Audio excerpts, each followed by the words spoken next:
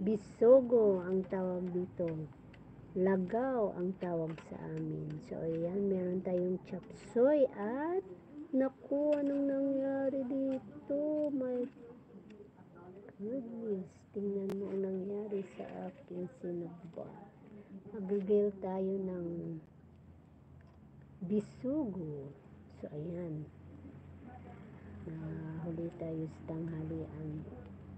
So, ito yung ating food for today, for lunch, guys. Healthy food na. So, ayan, anong ulam natin ngayon dyan?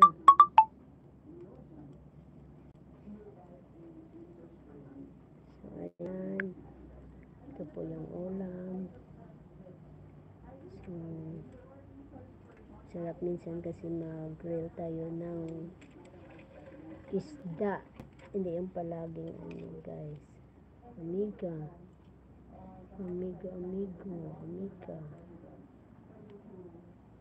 Tingnan mo, yung balat kasi na dumikit sa ano. So, yun, na late yung pag-grill ko kasi umalis ako, pumunta ako ng sa ano ba yan, sa market. Kasi may kinuha kasi ako dun sa aking kapatid. So, ito yung binigay niya. So, ngayon na late ako ng luto kasi ninantahan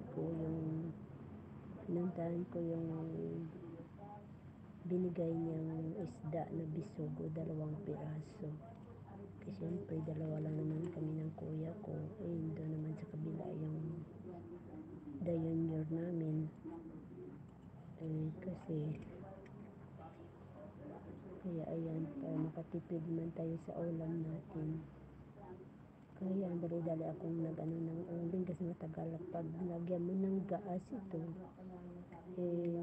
baka maamoy yung sa usok yung gas.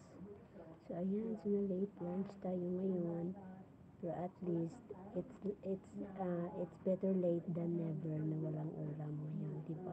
So always talaga may ulam, kakain tayo ng tanghali 3 times a day or sobra pa. Importante makakain tayo sa tanghali, sa almusal, tanghali at sa gabi. So tama lang. Ayan, so thank you for watching and enjoy my vlog. Don't forget to subscribe, like, comments, and share. So para tayo po ay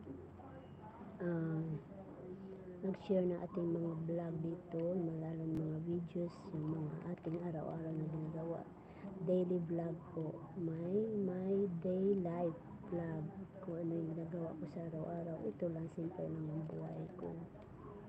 Dito lang, ang simpleng buhay lang. So, ayan, makakain ng 3 beses sa isang araw. Minsan may merienda at almusal. Bye-bye! Thank you very much. Thank you for watching.